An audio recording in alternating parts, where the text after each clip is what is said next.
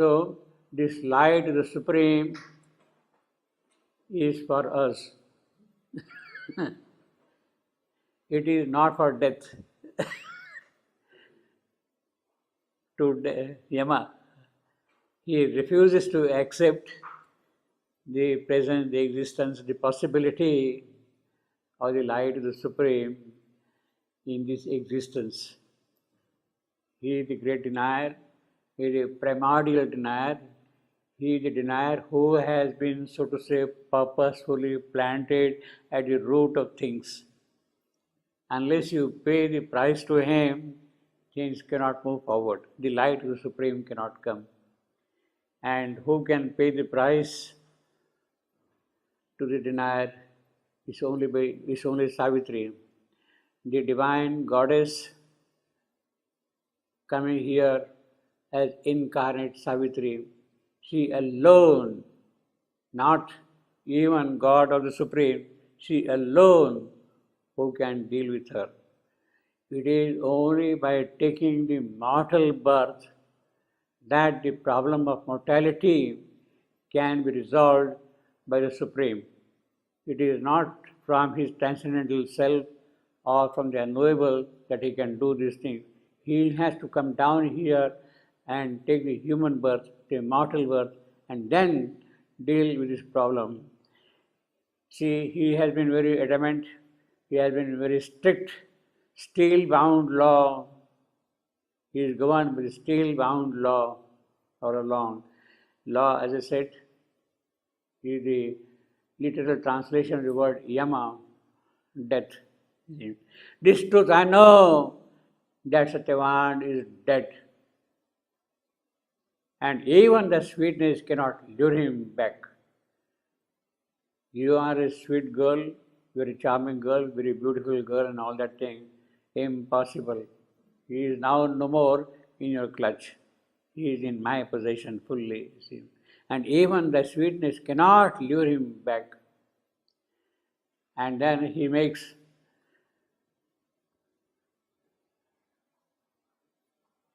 a very powerful statement. No magic truth can bring the dead to life. No power of earth, no joy of the heart, no bliss. He is enunciating all the four no's. All the four no's. The no of the truth, no of earth, no of joy, no of bliss. None of them can now bring him back to earth. Now that is the quintessential statement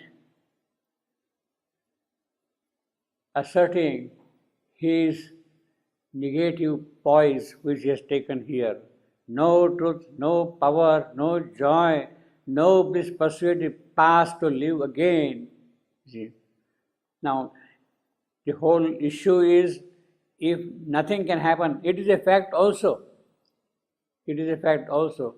Now, if this no has to go away, how do you take that? What he says is not wrong. And yet that no has to go away. How is that no to go away? Only by removing the possessor of this no. You strike at the very root of things, not in the process of working of things here, but it is the power which is behind this no. You have to knock him out first. And therefore Savitri's concern is not about this no. It is not by manipulating things here, by changing things here, by operating things here, that this no can be removed. It is impossible. The procedure is fixed. They had to unroll, all the things had to unroll themselves in this manner. Nothing can be changed as far as they are concerned. So if this no has to go away, the only one who is behind this no, he has to disappear. Then only this no can go away. In other words, you have in this statement the clue of how this can be solved. The clue is remove this possessor of no, who is asserting this thing. No truth can bring the death to life is a fact. As long as death is present, it cannot happen. No power of earth can cancel things once done because it is the law. It is the law. He is the upholder of this law. No joy of the heart can last surviving death. He is now in my possession, and therefore there is no question of that joy. He cannot come back now to life at all. No bliss persuade the past to live again. Yes, he was alive. Now, even the highest bliss cannot bring him back. Now, therefore, the whole quintessence is in this no, this fourfold no. Fourfold no.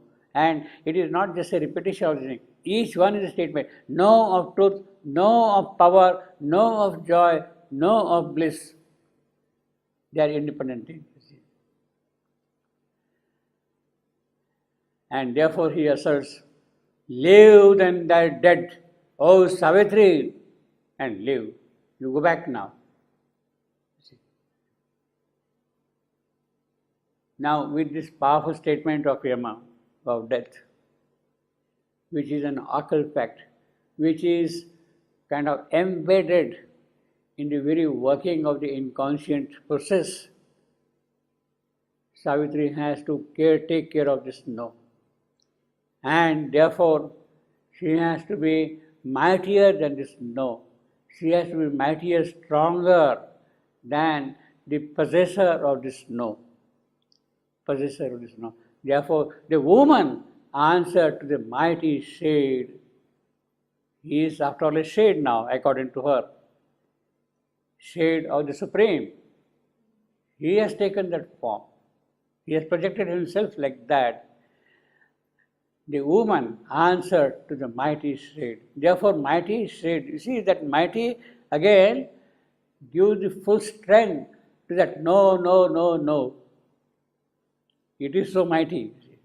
No, no, no, no. The woman answered to the mighty shade. Now again, this is important. This woman, capital.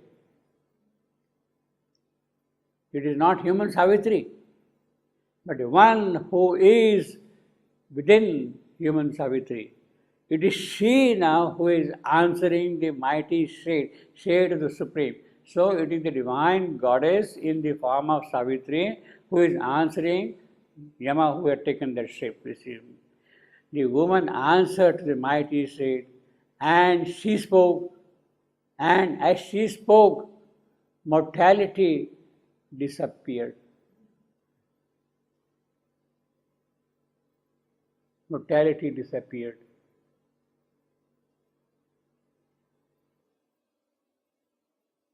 Her full power, divinity, is now in operation.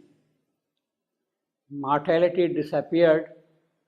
It does not mean that the divinity has manifested in her.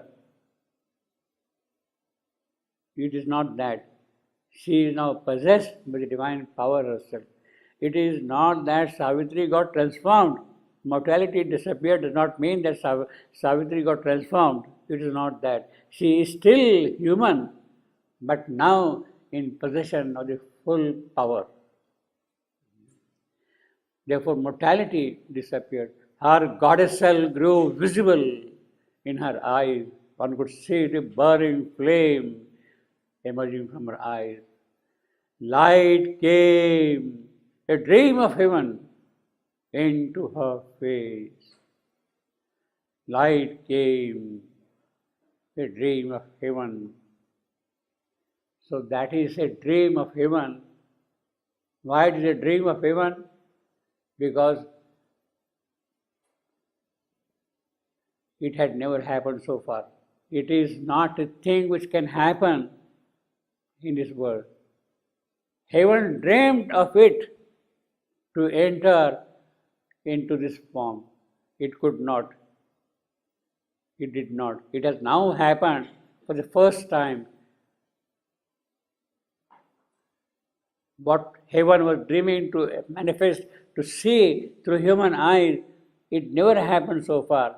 Now it has happened. It became true now. Light came, a dream of heaven, into her face. So that is what the disappearance of Savitri, of mortality of Savitri means. Disappearance of mortality of Savitri means it is the heaven now which is standing in that place there, you see. Light came. By the way, in the revised edition, you have light came, comma, a dream of heaven, comma, into her face. Well, I don't know whether it is in the text or not, but they are kind of making it explicit by putting commas. It is understood otherwise. It's not really necessary. When you are reading it, you are going to read it, light came, a dream of heaven, into her face.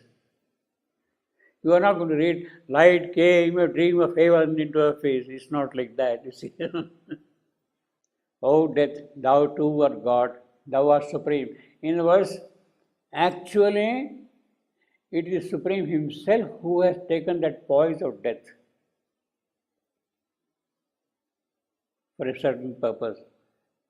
And because He has taken that poise, therefore He is not that. He has taken that position. In other words, this God can take the double poise of death and of Himself, which death cannot do, but only His own black shadow on His path. This is poetry, sheer poetry, black shadow. You don't have bright shadow, you can't have. See, but only His own black shadow on His path.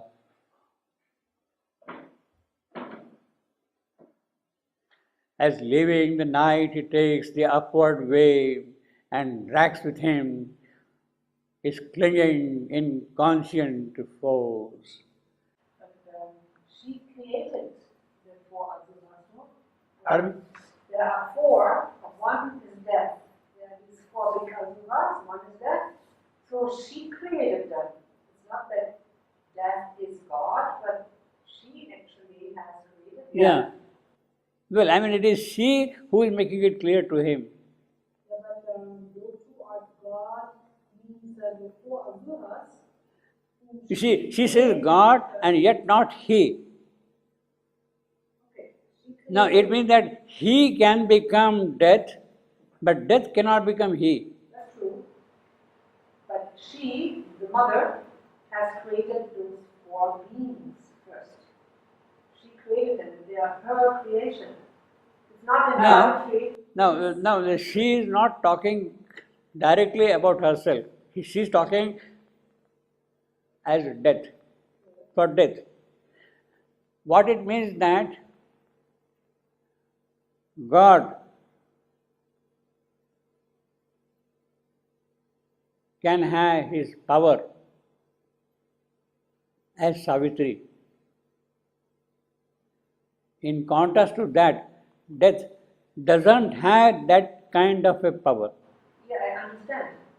But my question is, Savitri as the Divine Mother created four beings. Four? Four beings. Yes. Of which one is death. Yeah, well, that is mother's story of creation. Yeah, okay. No, but this is something beyond that. This is something. See, mother's story begins with the cosmic manifestation. Mother's story begins with the cosmic manifestation. Four powers separated in the cosmic process.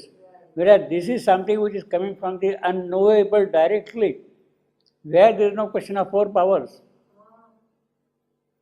Savitri, divine goddess, is the force of the unknowable.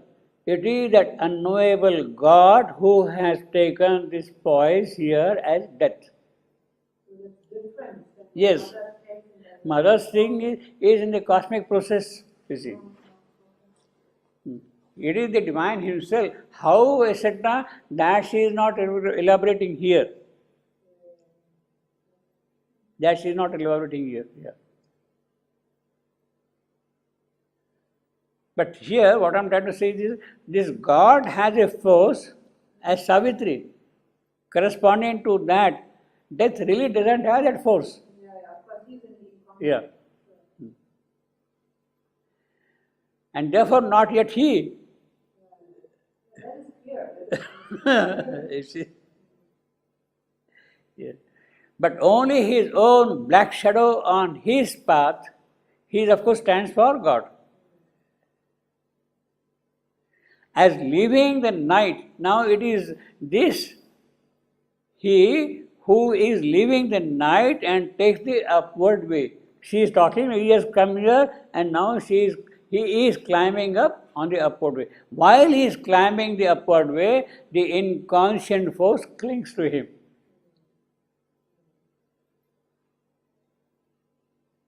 And drags with him its clinging inconscient force as he is climbing up. You see.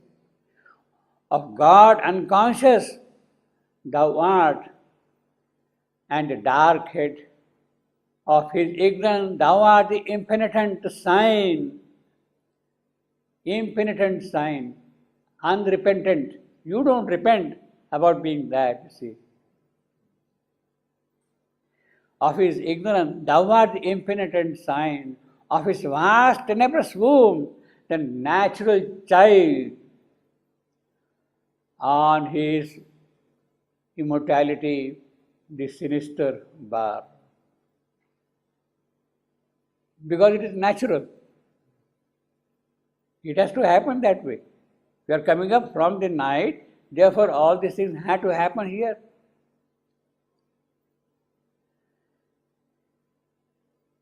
All contraries are aspects of God's face. Therefore, you are also God. You look to be somebody else, shadow, etc., etc., but you are a contrary of God's face.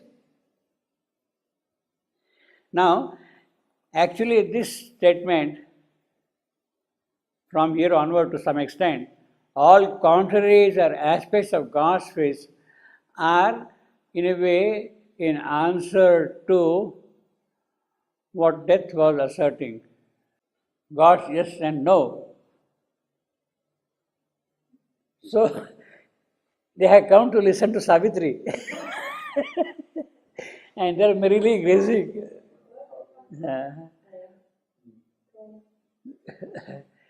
So, God's yes and no, it is that yes and no is kind of being taken care of by Savitri in her response to death. She was talking about two poles, etc., all that, no? And then there is a great elaboration. All contraries are aspects of God's face. Now, Savitri is going to give a lesson to Yama in Upanishad.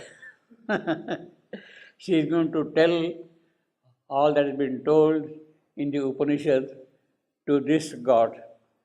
The many are the innumerable one. This is a typical Upanishadic statement. The one carried the multitude in his breast. He is the impersonal, inscrutable soul. He is the one infinite person, seeing his world. The silence bears the eternal's great dumb seal. His light inspires the eternal world. He immobilizes deep and deathless hush. Is wide and signless blank, negating all. Yet stand the Creator self, the Almighty Lord, and watches His will done with the forms of gods and the desire that goes half-conscious man and the reluctant and unseeing night. So this is typically Upanishadic, you see. Now here it says, white and signless blank, negating calm. The cereal dragon, the great cereal dragon with white head and black tail, what Yama was talking about earlier, cereal dragon. It is that.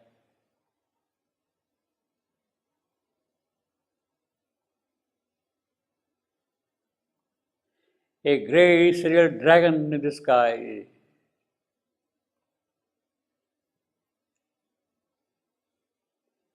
One 46.8.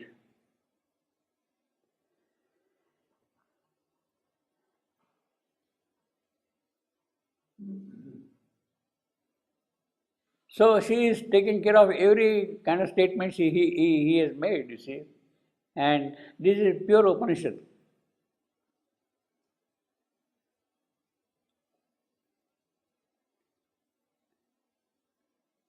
Now, of course,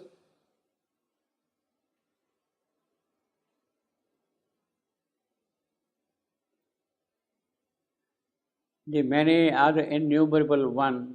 The one carried the multitude in his breast.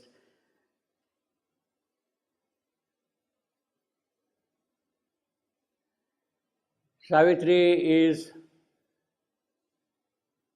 making a statement. Is this her realization?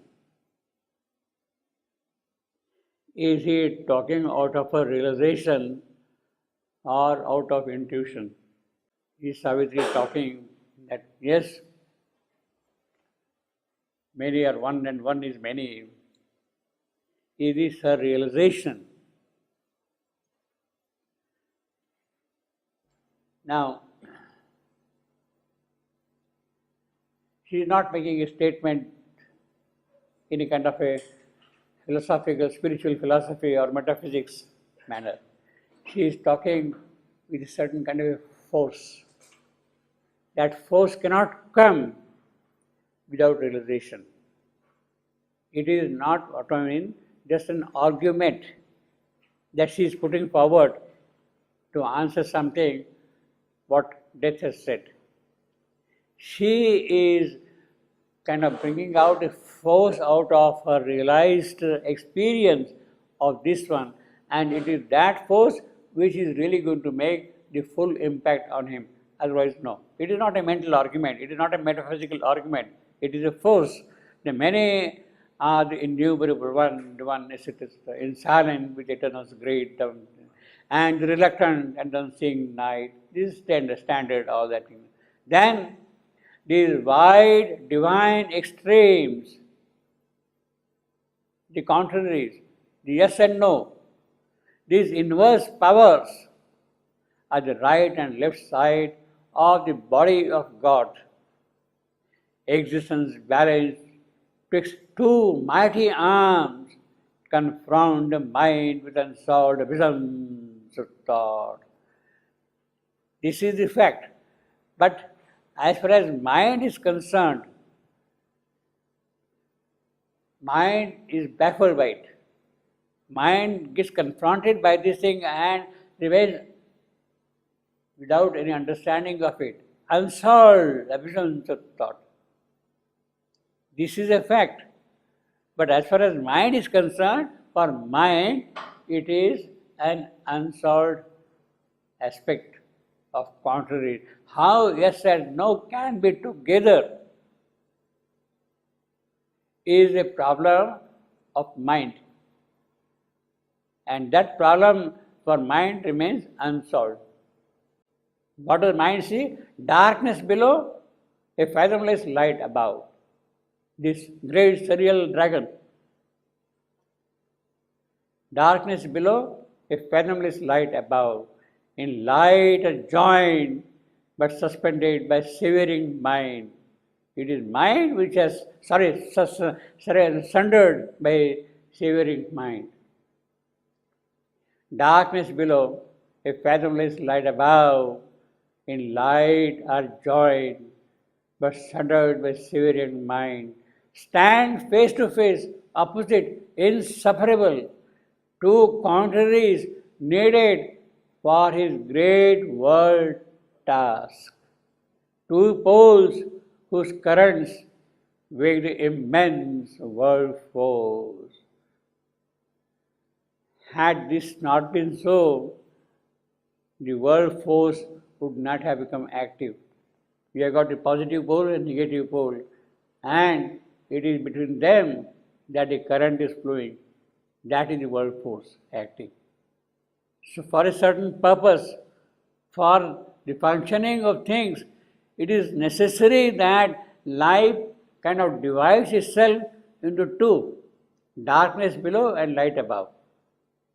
The great cereal dragon is the image you see. Unless you have got two opposite poles, there cannot be current. What is the current? The force which flows between them, the world force. You have got inconscience, you have got superconscious, and the world force which is now kind of going between these two and carrying out things. Darkness below, it says, light joined, stand face to face, opposite, inseparable, true contraries needed. Without that, things cannot function, cannot happen. If they have to happen, needed for what? For the great world task. If a new creation has to come, it is only by this mechanism that it can happen. In other words, for the new creation, for a new manifestation, for a higher manifestation, this is the only process. This is the unique process. It cannot be otherwise. Two poles whose currents weigh the magnet, positive pole, negative pole, and there is a magnetic field between the two, joining them. In the stupendous secrecy of his cell. Now, this particular aspect of what Savitri is initiating, whole thing, is Upanishad updated.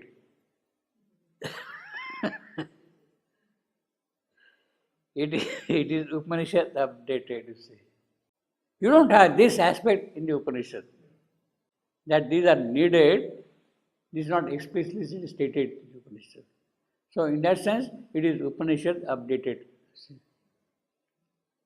In the stupendous secrecy of his cell, he is God, about whom she is talking. Above the world, brooding with equal wings, he is both in one beginningless, without and transcending both. He enters the absolute Parabrahma of the Upanishad, Paratpara or Parabrahma of the Upanishad. His being is a mystery beyond mind. Well, Savitri had told us this thing many times, that he is a mystery beyond mind. She has repeated many times. She is repeating again for the benefit of Yama. His ways bewilder mortal ignorance. The finite in its little sections packed, amazed, credits not God's audacity, who dares to be unimagined all, and see and act as might one infinite. Against human reason, this is his offense. That he can be like that. He can be these opposites, etc., etc. That is a kind of an offense against human reason. Human reason gets perturbed, gets perplexed, does not understand the contradictions, and therefore it is a kind of an offense, you see. Being known to be forever unknowable. He remains, you know all the things, yet he is beyond knowing. Unknowable. To be all and yet transcend the mystic whole. That is the mystery of the whole creation. Absolute, to lodge in a relative world of time. How can absolute become relative? How can the infinite become finite? How can eternal become a passing moment, a transient? That is the mystery. But yet he is absolute to lodge in a relative world of time, eternal and all-knowing, to suffer birth, omnipotent, to sport with chance and fate, spirit yet to be matter, and void, illimitable beyond form or name, to dwell within a body, one and supreme. One who has no form assumes form. One who has no body, he comes into body. To be animal and human and divine, a still deep sea, he loves in rolling waves, universal, he is all, transcendent, none. So this is Neo-Upanishadic.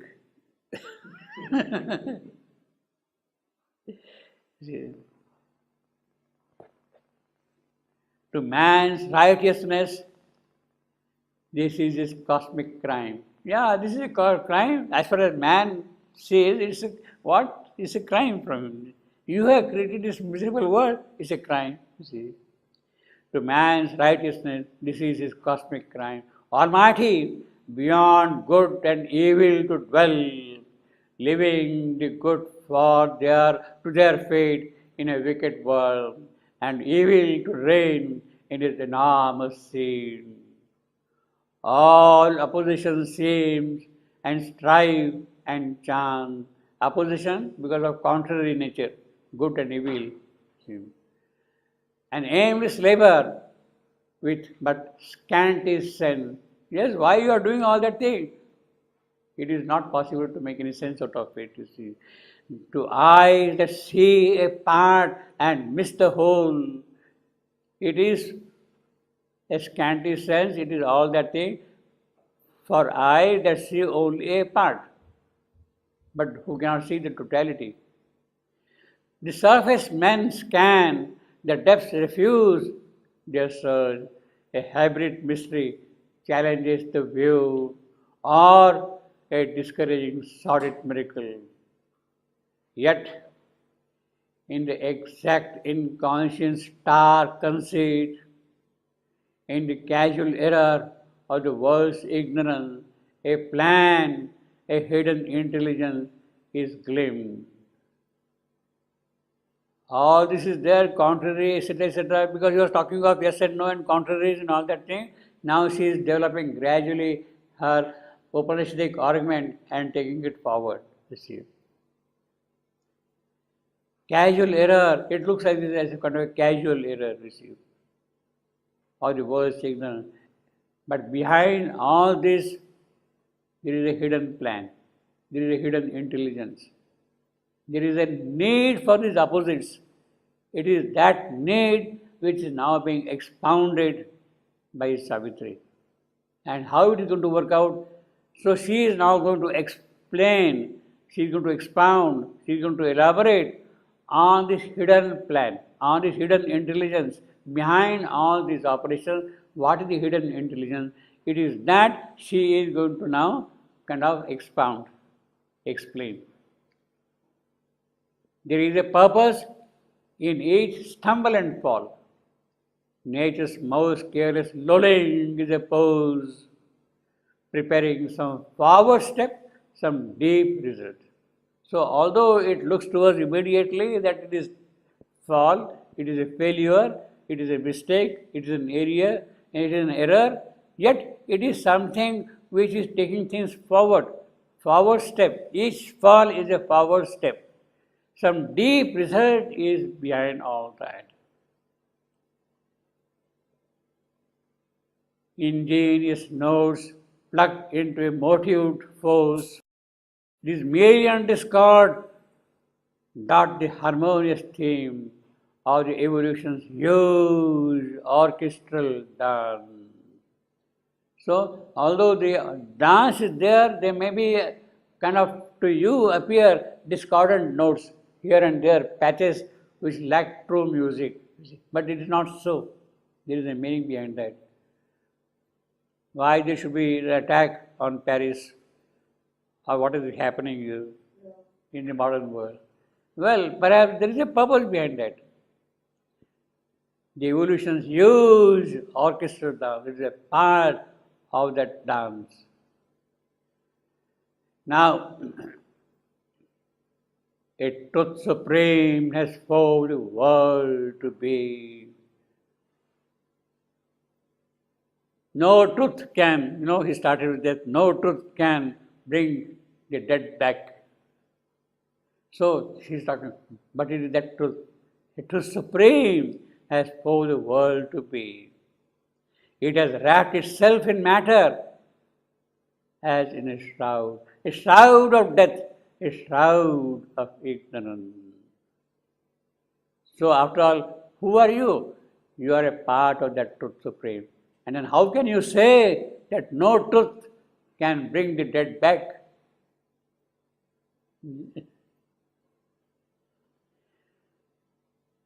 A truth supreme has forced the world to be. It has wrapped itself in matter as in a shroud of death, a shroud of ignorance.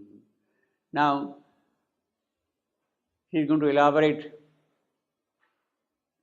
this particular argument, how things are really going forward.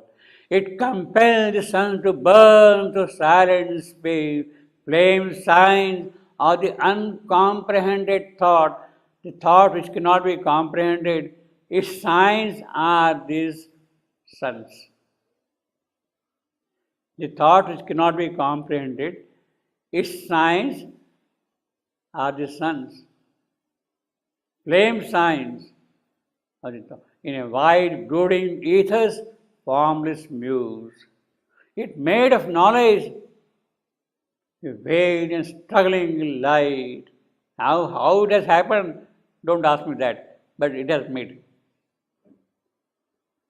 Of being a substance nascent, dense and dumb. Of bliss, the beauty of an insentient world.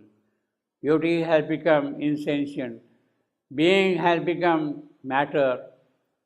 Knowledge has become struggling light. How it has happened? It has happened because Truth Supreme has forced all these things.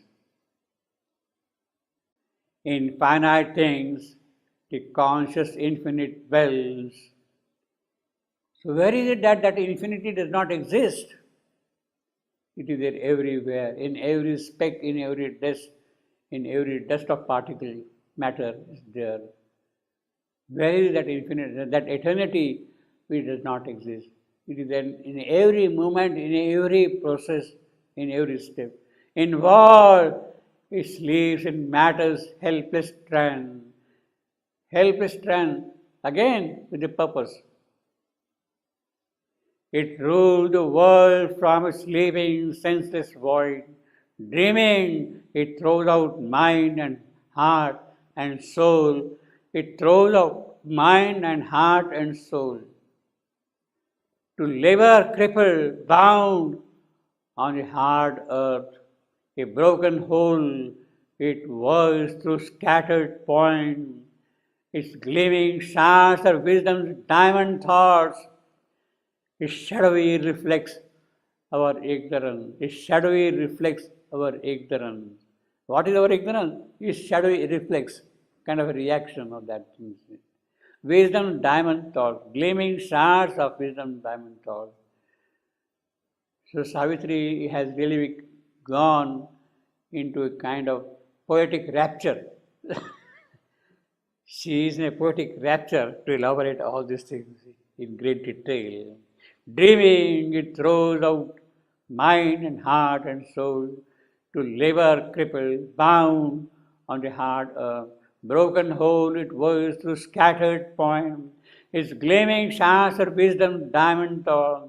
Its shadowy reflects our ignorance. It starts from the mute mass in countless jets.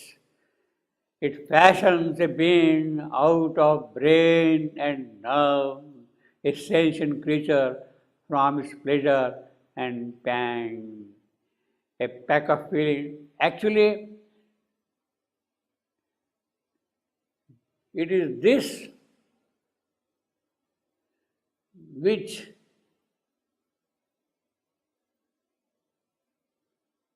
should be the guiding light, guiding principle, guiding motivation behind all science we do. It starts from mute mass in countless jets.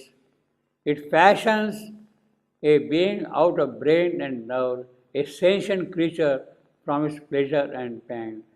See, our modern science is what? You break, analyze,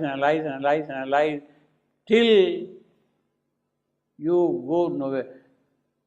There is a kind of, see, yeah, you are really going nowhere at all in the whole process. You have got now such large, you started with molecules, you start with atoms, you start with electrons, you go back down into the nucleus, down below again, and small particles, whether they exist or not, we don't know at all. Now, is that really the way, analytical process, it is that which is bound to lead you to this difficulty. Why analytical? Because it is mental. The whole approach of mind is analyze by break. By breaking, you can't arrive at truth. If you have to arrive at truth, you have to go by synthesis from down below, from the fundamental. A broken whole it was through scattered points. Now it is that which has to be reversed. How things can. See, as I told you many times, you have got hydrogen and water. Hydrogen has certain properties, water has certain properties. When they combine together, you get water. Water has altogether different properties, which are neither present in hydrogen nor in water. Where from have those new properties come by their coming together of hydrogen and oxygen coming together and forming water? How have new properties arrived? That we don't know at all. The real pursuit should be how the new properties arrive in that kind of a combination, in that kind of a synthesis, in that kind of an integration of matter while going upward. It is that which we have to really pursue, not take water and break and do this. Ultimately, you land nowhere. You don't understand anything at all finally, you see. So the true science should really start from that way, you see. His gleaming stars of wisdom, it starts from mute mass in countless days. It fashions a being out of brain and nerve, a sentient creature from its pleasure and pain. A pack of feelings obscure, a dot of sense survives a while answering the shocks of life, then crushed or its force spent, leave the dead form, leave the huge universe in which it lived, an insignificant, unconsidered guest. This is what happens finally, you see. Then crushed or its force spent, leave the dead form, you see. Leave the huge universe in which it lived. So you disappear from the universe and go and feel that you are here, an unconsidered guest. But while all this is happening, but the soul grows concealed within its house. It gives the body its strength and magnificence. It follows aims in an ignorant, aimless world. It lends significance to Earth's meaningless life. It lends significance to Earth's meaningless life. So it is by the, in other words, really our science has to find out a synthesis, a synthetic way, the process of integration, of moving upward. Then only you can really come to the truth of reality, you see. a demigod animal. So, in the whole process, what has happened? Has arrived on the scene a demigod animal, man, a thinking man. Thinking man, he is a demigod animal. You see. So that is how it has happened, integration. He wallows in mud, this man, this thinking man. He wallows in mud. Yet heavenward soars in thought. That is the human aspiration. That is the nice thing about man, that there is something which is burning upward. He opens himself to some extent. He wallows in mud. He yet heavenward soars in thought. He plays and ponders, laughs and weaves and dreams, laughs and weaves and dreams. Yes, we dream also of higher things, of nobler things. We hope also for them, you see. Laughs and weeps, as I told you many times, this is a phrase, laughs and weeps appear 3 times in Savitri. From Pilgrim's Progress. This is a phrase from Pilgrim's Progress. Laughs and weeps, but Sri Aurobindo has added here dreams also. Pilgrim's Progress has only laughs and dreams. This is Sri Aurobindo. Satisfies his little longings like the beast, he pours upon life's book with student eyes. So how man is growing, she's talking about that. Out of this strain, out of this tangle of intellect and sense, out of the narrow scope of finite thought, at last he wakes into spiritual mind. She is very rapidly tracing the entire course of evolution of consciousness and how it has come to the stage of man and how man is looking beyond the mental possibilities of spiritual mind. At last, he wakes into spiritual mind. A high liberty begins. So with that spiritual mind, there is a high liberty. There is a luminous room. He glimpses eternity, touches the infinite. He meets the gods in great and sudden hours. He feels the universe as his larger self, makes space and time his opportunity to join the heights and depths of being in light. In the heart's cave, speaks secretly with God. So you go back into your cave of tapasya, Hridaya Guha, heart's cave. Hridaya Guha, that is the Upanishadic phrase, the cave of heart. It is here the soul dwells, in Hridaya Guha, to join the heights and depths. In the heart's cave, speak secretly with God, Hridaya Guha. So it is within the soul that you speak directly with the God, you see. But there are touches and high moments lived while you are living secretly. There are also moments, fragments of truth supreme have lit his soul, reflections of the sun in waters still. You can see sometimes the possibility, the fragments of truth. All the spiritual knowledge which has come through many sources, through the ages, through time, Eastern, Western, through different religions, fragments of truth. All religions are in fact fragments of spiritual truth, of knowledge. The problem with mind is you cling to a fragment and they start quarreling. Each one is a truth, but of a specific kind.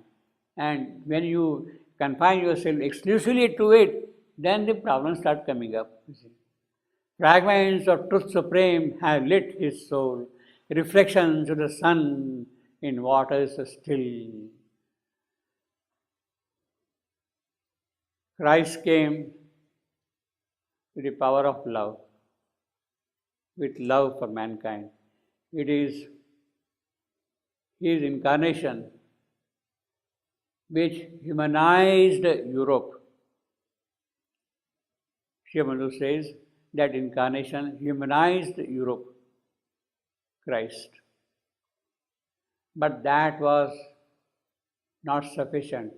What he lacked, love, yes, but what he lacked was power. And therefore it had to fade. It had to fade. Fragments of truth. The Indian traditions of spirituality. It is exclusively this or this or this or this or this. See, at one time in India, see, we had two sects.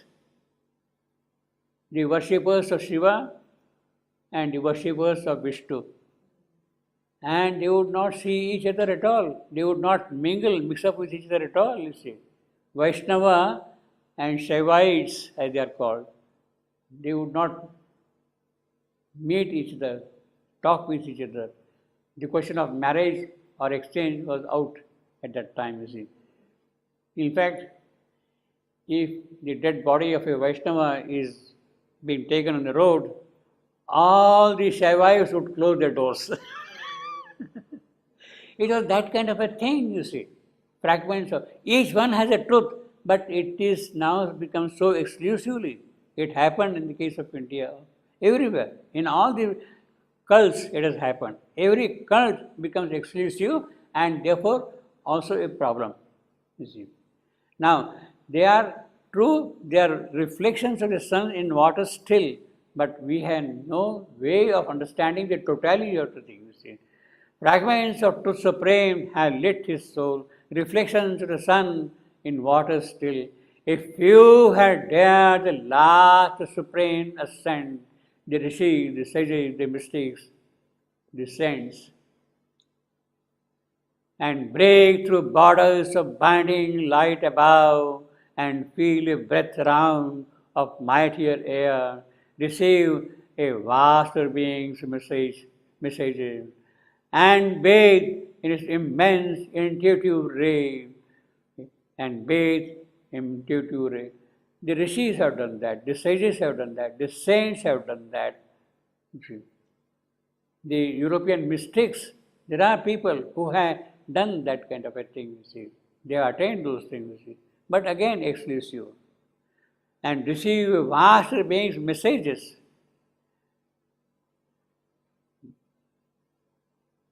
And now Savitri is giving a lesson of these climbing planes beyond mind. To Yama, she is now, look, mental being. Mind has reason to this point. Mind, man can have even those higher glimpses also. But then beyond that, there are layers and layers of knowledge and illumination to which you have to climb. And therefore, on summit mind are radiant altitudes exposed to the luster of infinity. Outskirts and dependencies is the house of truth. That kind of promises, that kind of fear. Worlds. Appraised states of mind and measureless.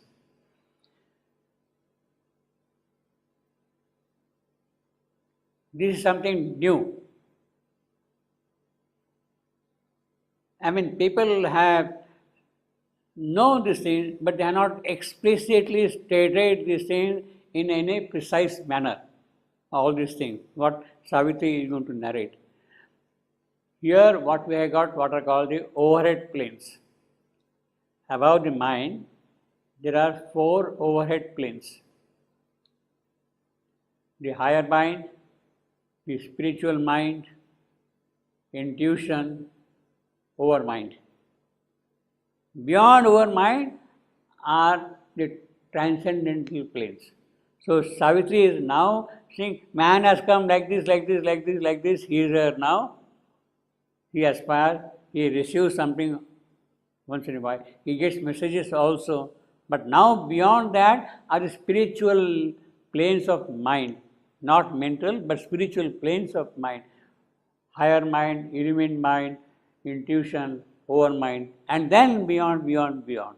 So Savitri is now starting on summit mind. Actually, we have got here complete description of these planes here and these passages, what we are going to see, their corresponding descriptions as we have got in the Life Divine are here in this book, page 75 onward. I quoted here passages from the Life Divine and corresponding passages what we have here in Savitri.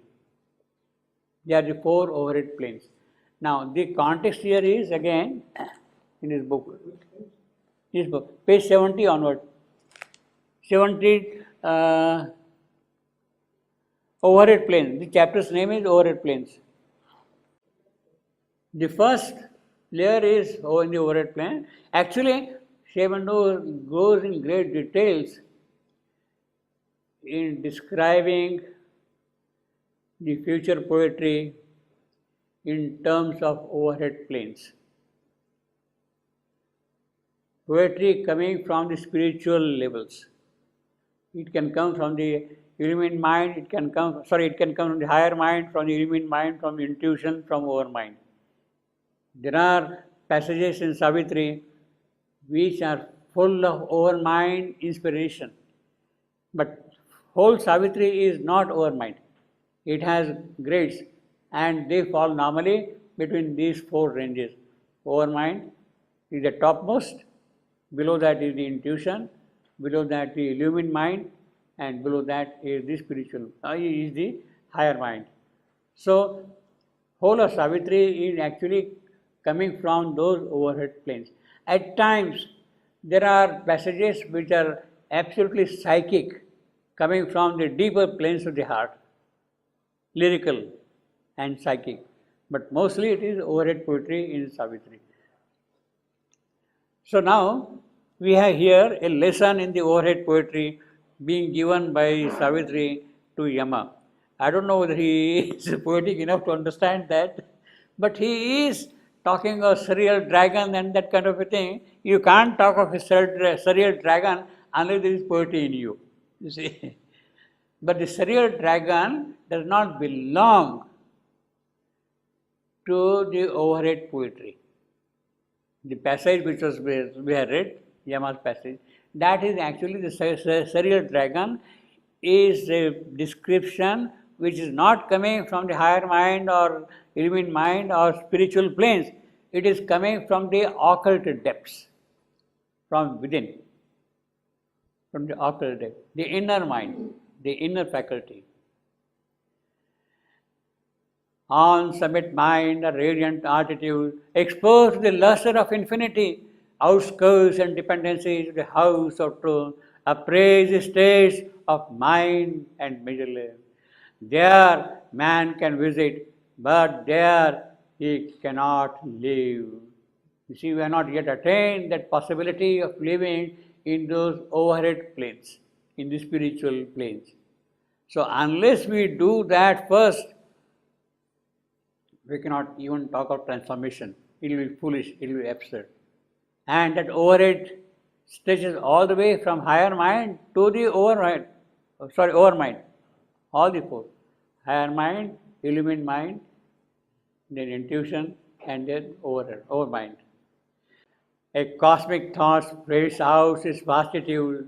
Its smallest parts are here philosophies, challenging with the detailed immensity, each figuring an omniscient scheme of things. But higher still can climb the ascending light.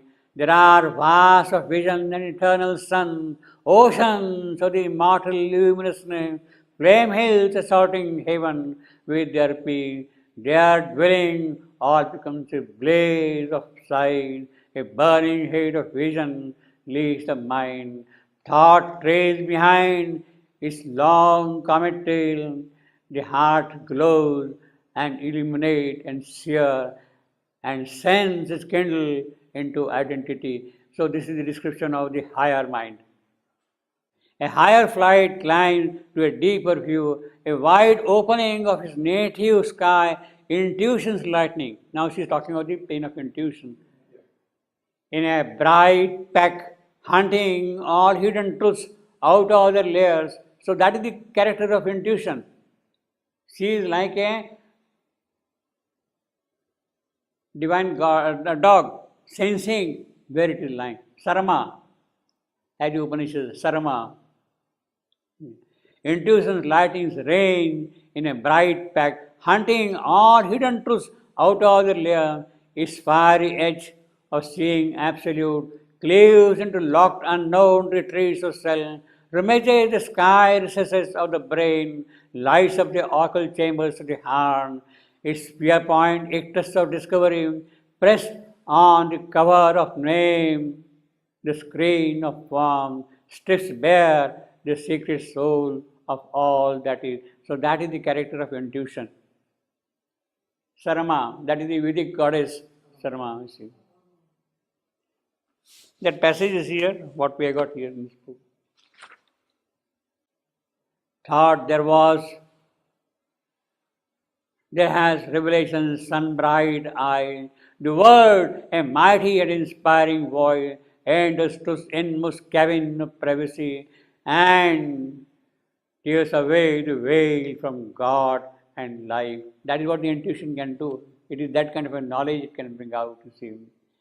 Then stretches the boundless finite's last expand. Boundless finite's last expands over mind. Over mind. Then stretches the boundless finite. Boundless finite, as I told you last time, or earlier many times, boundless finite is Einstein's phrase. It is finite but boundless. See? That is the overmind character. Overmind character. Then stretches the boundless finite's last expand. The cosmic empire, it is cosmic empire. Globality, totality, that is the character of overmind. Time, buffer state, bordering eternity, time, buffer state. So he is describing very clearly what our mind state is. It is the buffer between the timeless and time. Too vast for the experience of man's soul. Here live the cosmic gods in our mind, cosmic God. All here gathers beneath one golden sky in its house of infinite possibility. That is what happens in our mind. Power that build the cosmic station take. Each God from there builds his own nature's world. That is the character of the overmind gods. Indra, Agni, Vayu, Brahma, Vishnu, Mahesh, whom should we call? Each god has his own character, his own speciality, his own function. All the cosmic gods or the Puranas are the overmind gods. Each god from there builds his own nature's world. Ideas are phalanx like a group of some. Thoughts crowd in masses seized by one regard. All time is one body, space a single book. There is the Godhead's universal gaze. And there the boundaries of immortal mind. Up to that point, of the immortal mind. The line that parts and joins the hemisphere. The line that parts and joins the hemispheres. The upper hemisphere and the lower hemisphere. Aparardha, the upper hemisphere, the transcendental. So you have got the sphere here, the upper part is the transcendental and the lower is the cosmic. And the division occurs at the overmind. It is the line that parts and joins the hemispheres. Closes in our labor of the God, fencing eternity from the toil of time. So the gods are safe because they are fenced by this one. Well, this is the description of the overmind plane, basically. We have got long description in the Life Divine. You can read some of these passages here. Now, Savit is quickly tracing some of these parts here. The line that parts and joins the hemispheres, the full character of the overmind is there. Now, we have here the four overhead planes: higher mind, illumined mind, intuition, and overmind. And the inspiration which comes from these various planes is what is present in Savitri. Now, there are a number of examples given in the book here, which passages belong to which plane. Overmind passages, higher mind, illumined mind, occult mind. So those are the descriptions which are to be taken from Savitri to understand these things also. See. They are, now this overmind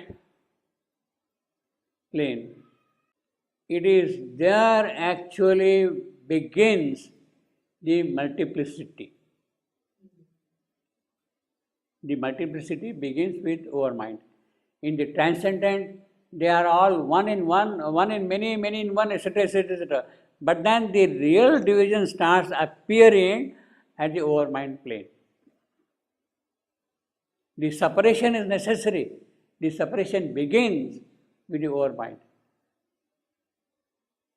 But in the overmind, although each God is having his own nature,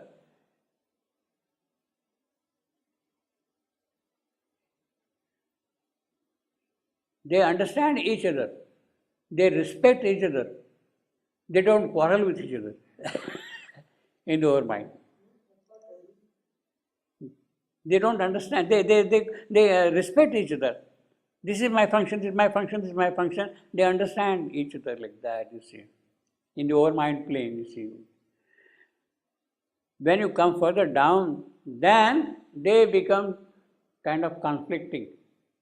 Then the fragmentation becomes so strong that each becomes exclusive. Mine, mine, mine alone. Shiva, Shiva, Shiva alone. Vishnu, Vishnu, Vishnu alone. That starts happening below, not there. All the gods, they understand each other, they know their function. So there is a kind of an understanding of their mutuality in the overmind plane, which starts disappearing when you further go down. The fragmentation becomes more and more as you sink down below, you see. In the Upanishad, overmind is described as the golden lid. Golden lid. The face of the truth is covered by the golden lid. The face of the truth is covered by the golden lid. Hiranmayena patrena. Hiranmaya, golden. Mayena patrena, lid. The face of the truth is covered by the overmind. So, because now here that has happened, you can't see beyond that what the truth is actually. The totality of time and timeless, all the contraries which I have been talking, they can be still coexistent in the transcendent. That you do not understand here. That lack of understanding starts appearing at the overmind. Therefore, the truth's face is covered by this golden lid. Closer is the labor of the gods, fencing eternity from the toilet in her glorious kingdom of eternal light. Now, Savitri is going beyond that, of eternal light. Until now, overmind. So, the overmind Maya, in fact, the upper hemisphere of knowledge, the lower hemisphere of ignorance. Ignorance starts appearing with overmind. With overmind. In a glorious kingdom of eternal light, all ruler, ruled by none, the truth supreme, omnipotent, omniscient, alone, in a golden country keeps her measureless house.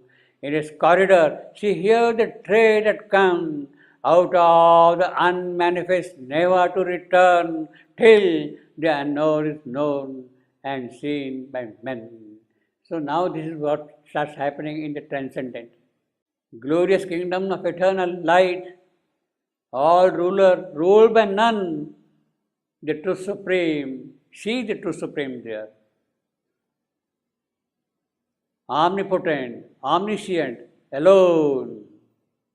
She is both, all powerful, all seeing. In a golden country, keeps her measureless house. There are no boundaries, there are no fragmentation, nothing there. In its corridors, she hears the tread that comes out of the unmanifest. So it is into that region from the unmanifest, things start appearing as manifestation. So its corridors, she hears the tread that comes out of the unmanifest. What is non-manifest starts appearing, becoming manifest first in the truth supreme. And that then when it comes down to the cosmic, you rise to success. Till the unknown is known and seen by men. That is her function. So she joins this and that. Above the stretch and blaze of the cosmic sight, above the silence of the worldless thought, form this creator of a mortal form, nameless, investitured with name divine, transcending times, our transcending timeless name, the mighty mother sits and lives in calm, and holds eternal child upon her knees, attending the day when he shall speak to fate. So that is the station of the mighty mother. There is the image of her future hope. There is the sun for which all darkness waits. So the darkness is really waiting for that sun. There is the image of her future hope. There is the imperishable harmony. The world's contradictions climb to her and are one. Climb to her, mighty mother, are one. There is the truth of which the world's truths are shreds. The light in which the world's ignorance is a shade. So you can see now her station is actually far above. In the transcendent itself there are grades, and she is much above in the transcendent. The light of which the world's ignorance is the shade. The truth draws back the shade that it has cast. The love our hearts call down to heal all strife. The bliss for which the world's direct sorrows yearn. Then come the glory sometimes seen on earth, the visits of Godhead to the human soul, the beauty in the dream and nature's face. Here with the mighty mother, you got truth, you got love, you got bliss, visits of the Godhead, beauty. There, the perfection born from eternity calls to it the perfection born in time. So it is the perfection in time which has to attain the perfection born from eternity.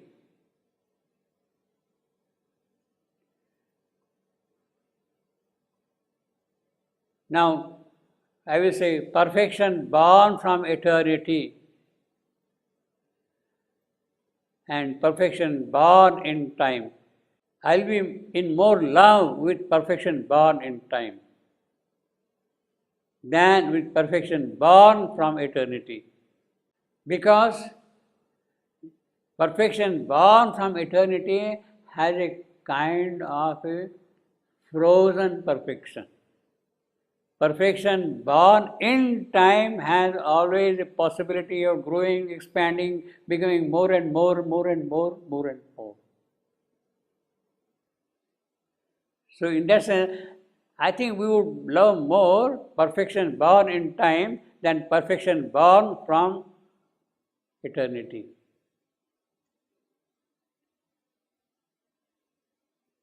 the truth of God surprising human life, the image of God overtaking finite shapes. There is a world of everlasting light. So she is still going, see, now she is describing the grace of the transcendent.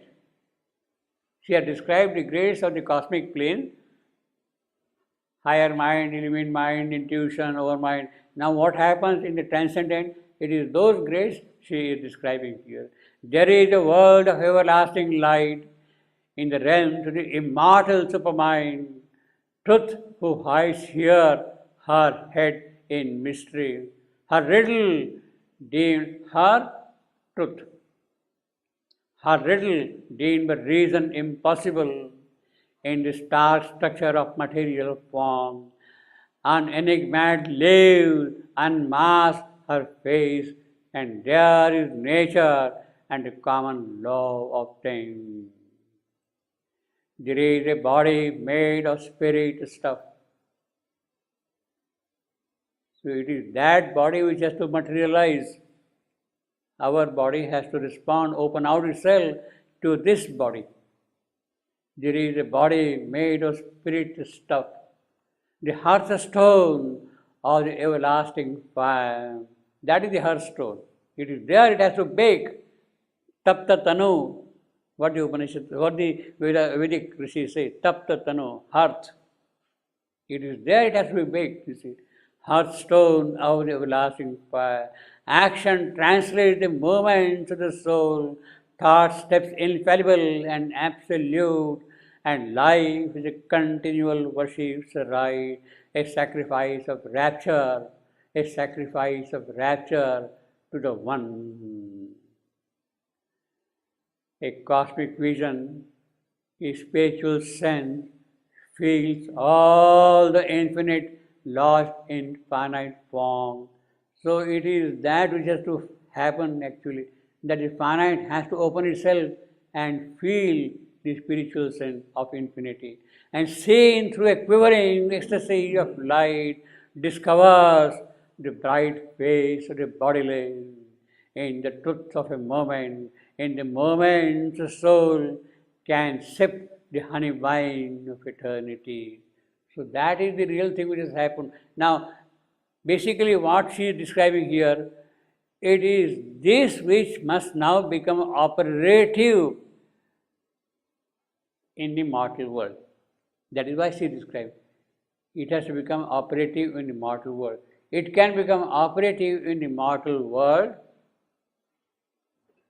only when death is not there. A spirit who is no one and immutable, the one mystic infinite person of his world, multiplies his myriad personality. On all his body seals his divinity is a stamp and sits in each immortal and unique. The immobile stands behind each daily act. So while there is motion, there is movement, there is something which is still immobile. A background to the movement and the scene upholding creation on its might and calm. It is might and calm which is the adhara of the creation. Support, uphold. It is might and calm. And change on the immutable, deathless poise. The timeless looks out from the travelling hours.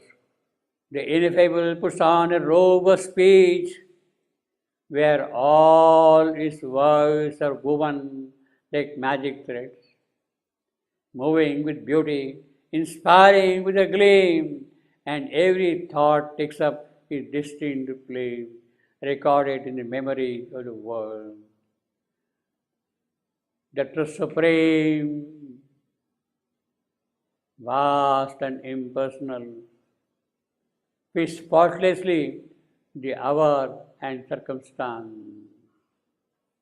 Its substance a pure gold, ever the same, but shaped into vessels for the spirits to use. Its gold becomes the wine jar, and vast. So it can take many shapes, but it always remains gold, gold, gold, gold. Shaped into vessels for the spirits to use. It takes this shape, this shape, this shape for the spirit. Each is a golden shape. And there is a supreme epiphany. All there is a supreme epiphany. You're all wonderful, makes a marvel of each event. You're all blissful, is a miracle in each shape. A pure celestial joy is the use of sense. So this is what happens in the higher grades of the transcendent. Each being there is a member of the self, a portion of the million thoughted all, a clement to the timeless unity, the many sweetness, the joy of difference, the joy of difference. See, each has to be an individual, has to have its own distinctness, its own characteristic, but that does not mean that it is a conflicting characteristic. The joy of difference. You are like this, I am like this, there is a kind of a joy between the difference. The many is the sweetness. That is exactly what has to happen here in this creation. Many is the sweetness. You have to become many, each sweetness, without conflicting with each other. This is the entire description, starting from the void all the way, all the way, all the way. Savitri has gone into the topmost of the transcendent and given a big lesson to Yama. And therefore she comes back now. But who can show to thee truth's glorious face? He wanted her to show him. If the mighty mother was with her, if she is not within you, draw a picture for me that I will go and worship you. If it is within you, reveal her to me. Now she has given the entire picture. She has drawn the entire picture of the mighty mother to him. Starting from here all the way, from contraries, opposites, etc., etc., how she has gone up, up, up to the intimacy of the one. From the contrary to the intimacy of one, she has gone all the way up there. That is the truth supreme. That is the divine goddess who is operational here, the mighty mother. And therefore she says, tell me who can draw her picture for you. But who can show to thee truth's glorious face? Our human words can only shadow her. To thought, she is an unthinkable rapture of light. To speech, a marvel inexpressible. It is true, she is indescribable. She cannot be, you cannot make a sketch of her at all. Impossible. Who can show to thee this glorious face? You wanted to see her, but who can really show it to her? To thought, she is an unthinkable rapture of light. To speech, a marvel inexpressible. O death, if thou couldst touch the truth supreme, thou wouldst grow suddenly wise and cease to be. You want to see the truth supreme, you want to touch her, but then what will happen? You will cease to be. You won't exist there anymore at all. You would suddenly become wise.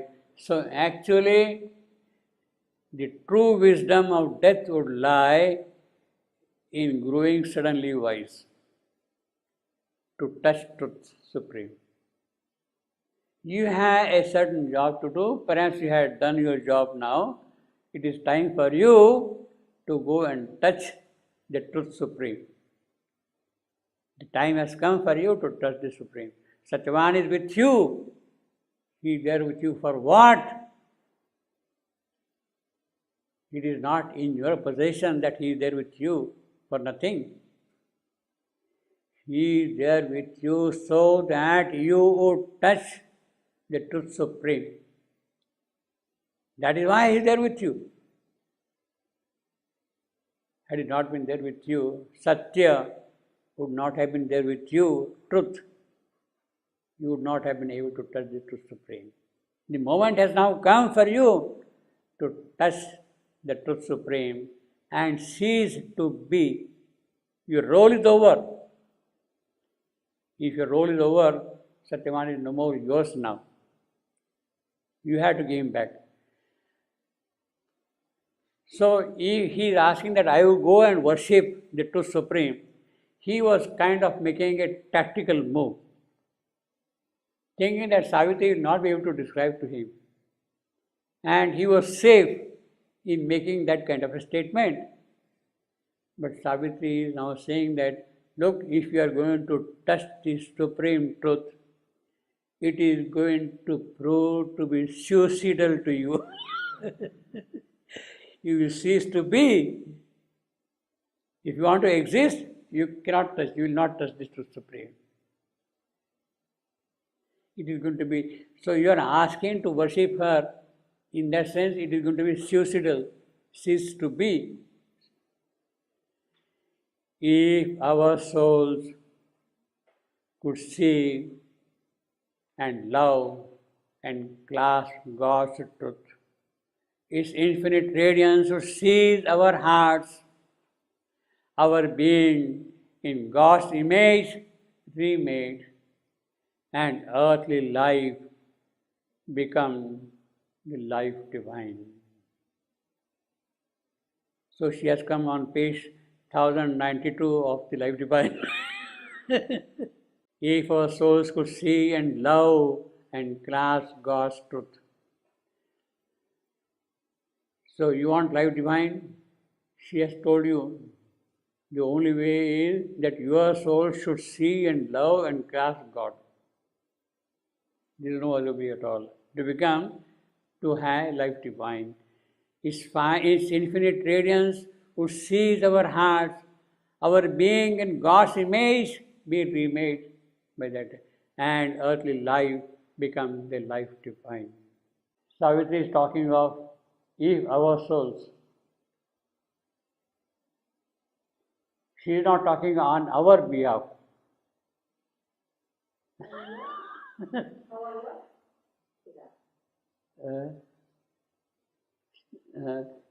She is not talking on our behalf, you see, because it is a dialogue between Savitri and our souls. I didn't understand. She's not talking on our behalf. What? She's not talking for you and me. Our behalf. Behalf. Our behalf. This our stands for whom? She is not addressing to us. She is addressing to Yama, to death, to God. Any time our souls in personal. If our souls, she is talking directly to Yama. The dialogue is between Savitri and Yama, our death. If their souls see, love and grasp God's truth, then earthly life can become the life divine. But soul is our soul. No.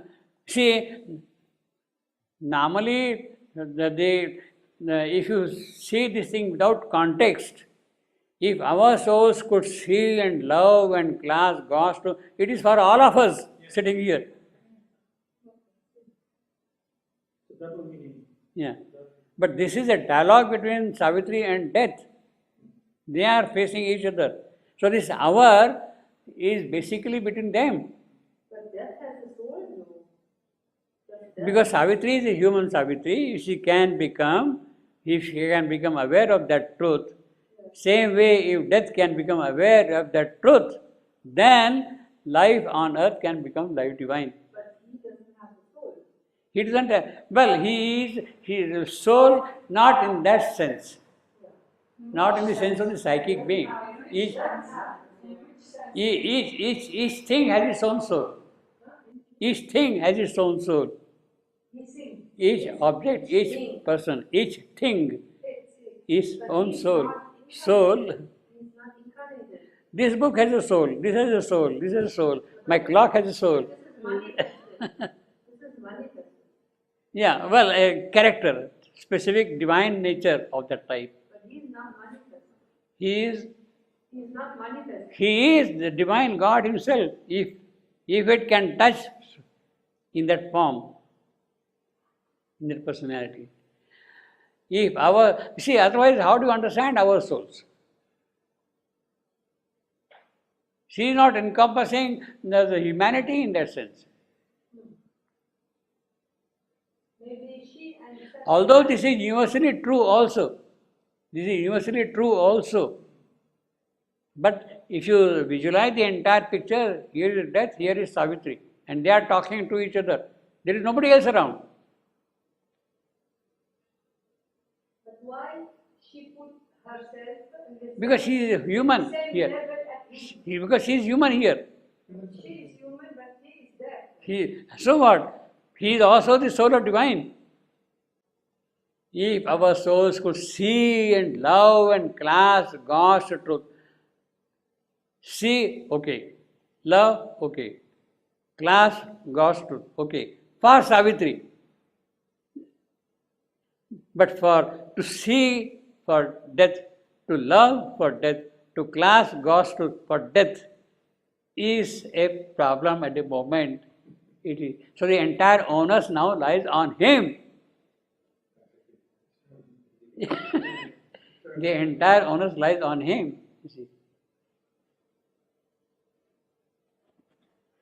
His finite radiance would seize our heart, our being in God's image be remade. See, he has to make his image in God's image.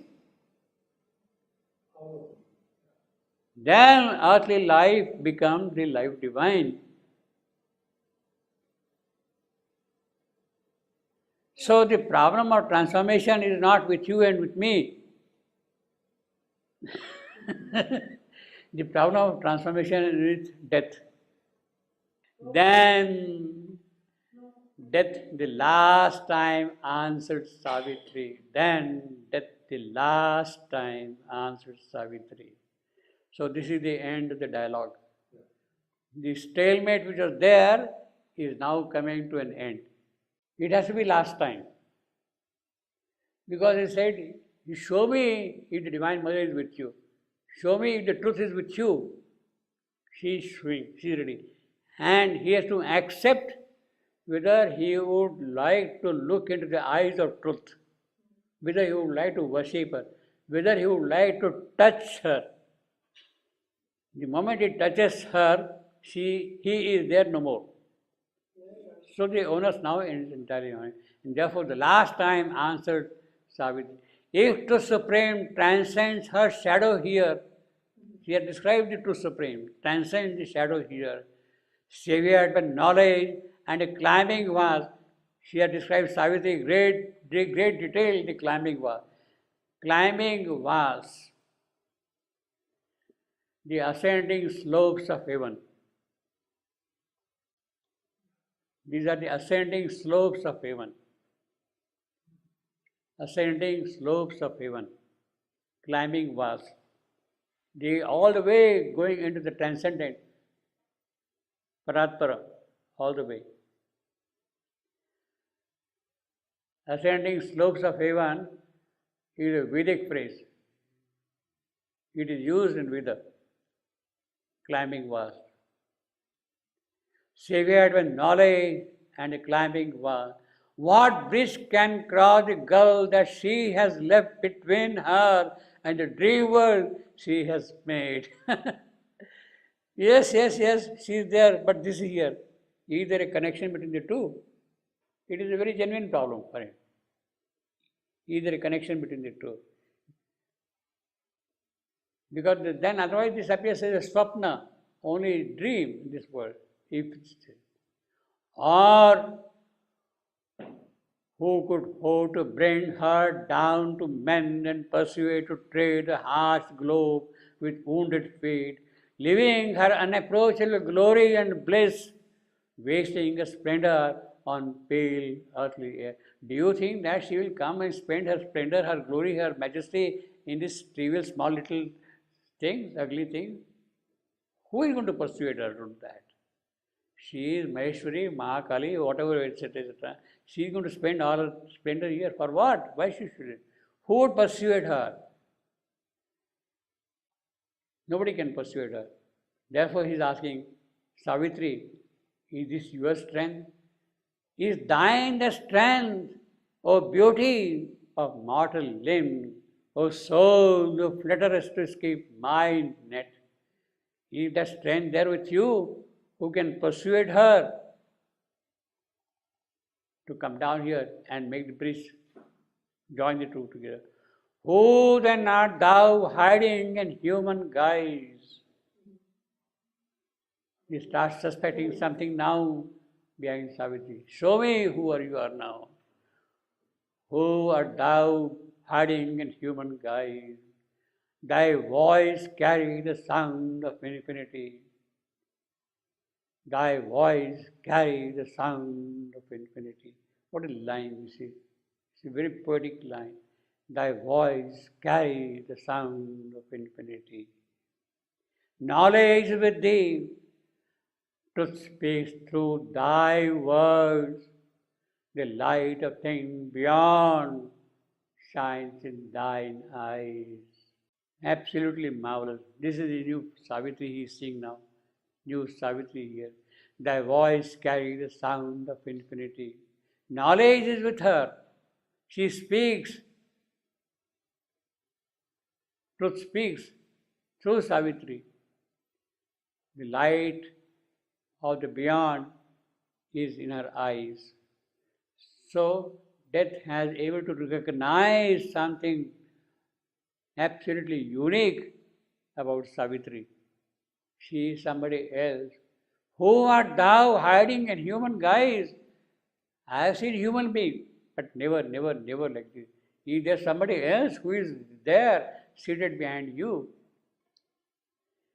Thy voice carries the sound of infinity.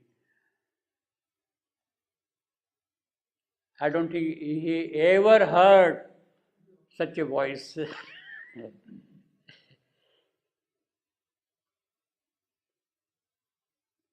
But all right, you are all those things.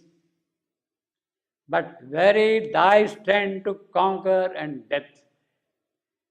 What I respect is strength. You may be all that.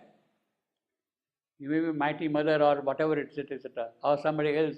I don't care about all that. Knowledge may be there, light may be there with you. You may be having the voice of infinity. So what? I don't respect that thing at all. What I respect is only strength. But where is thy strength to conquer time and death? That is what the mother has said, no? Earlier. Many times she has said, sorry, I have repeated once or twice earlier. For the Vedic rishis, it was the pursuit of immortality. Immortality, Amrita. For the Buddha, it was the pursuit of the permanent. For Christ, it was the pursuit of love. But they could not really bring true change in them. What was required was not the permanence, not love, not immortality, but power, strength. Where is thy strength? That is the most important. So Mother says, our task is to bring down the divine power. Light without power is not going to function. Power has to be there first. Strength endures. It is that strength, that power, which has to match the power of death. Hast thou God's force to build heaven's values here? for truth and knowledge are an idle gleam. It is an idle talk if you don't have that power. If knowledge brings not power to change the world, if might comes not to give to truth her right, then it is an idle talk of yours and nothing is going to happen. Show me your power, show me your strength, show me your might. That is what I respect and nothing else. A blind force, not truth, has made this ignorant world. So he is repeating his old argument. A blind force, not truth. He assumed that this truth has no power. A blind force, not truth, orders the lives of men. By power, not light, the great gods rule the world. Power is the arm of God, the seal of fate. Therefore, O human claimant of immortality, O human claimant to immortality. Savitri is the human claimant. She has taken the human form. She is the incarnate power or whatever it is. But she is human. And she is trying to claim immortality here. You can claim that immortality if you can reveal your power. Otherwise, forget about all that. O human claimant to immortality, reveal the power, lay bare the spirit's fold, then will I give back to thee, Satyavan. He thinks that Savitri does not have that power. Therefore, Satyavan is safe with him. So, according to him, he is not making any mistake. He is not taking a risk by making this statement. O human claimant to immortality, reveal thy power, lay bare the spirit's fold, then will I give back to thee, Satyavan. Well, even if this is true, even if Savitri has that power, and Savitri does have that power, then is it he who is giving back to her Satyavan?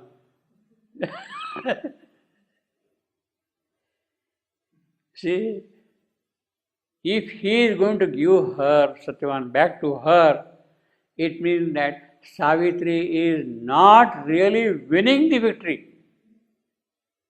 She is not winning the battle. After all, it is he who has offered that.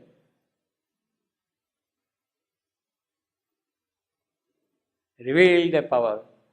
I will give back. In fact, Savitri is not going to take it back from him. Savitri is going to win him back from him. It is that what the power will do. When that power is there, where is the question of he giving you? Reveal the power, let bare the spirit's fold, then will I give back. So this is a kind of a boast. This is kind of a little crooked argument of his own. That thing is still existing there. So if you don't have that power, reveal that power. Because you are a human claimant. You are a human claimant. It is likely that you don't have that power. If it is not that, then show me the mighty mother, or if the mighty mother is with you, with thee, show me her face that I may worship her. I may worship her. Let deathless eyes look into the eyes of death. An imperishable force touching brute thing transformed earth's death into immortal life. This is a great statement he is making. Really. Show me her face that I may worship her.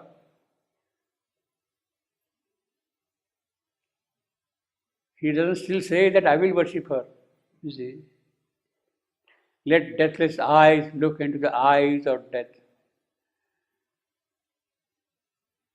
He has opened out. Something has happened to him because of Savitri. And he is now saying that if she is there, let her look into my eyes. An imperishable force, that is the mighty mother, touching brute thing, transform earth's death into immortal life. So it is that imperishable force which is going to bring about the transformation.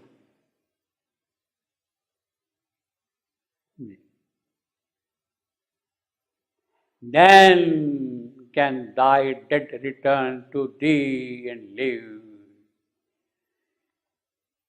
Again, now here he is careful. Here I will give back, he says. But he says, if the mighty mother is there, then all right, I have to eat. And the dead can go back to you. Then can thy death return to thee and live. The prostrate earth perhaps shall lift her gaze and feel near her the secret body of God, and love and joy overtake fleeing time. He is making a very sweet statement. If the mighty mother is there, then can thy death return to thee and live. The dead can return to thee and live. For what? To feel near the secret body of God. The secret body of God, that is the transformation. It is then it is possible. And love and joy overtake fleeing time. So, actually, the secret body of God, this transformation, is for what? The sole purpose is love and joy. Not knowledge, not power, not beauty, not this, not that, not that. Love and joy. Ananda. Ananda, Ananda. Prema, Ananda. That is all. And feel near her secret body of God. And love and joy overtake fleeing time.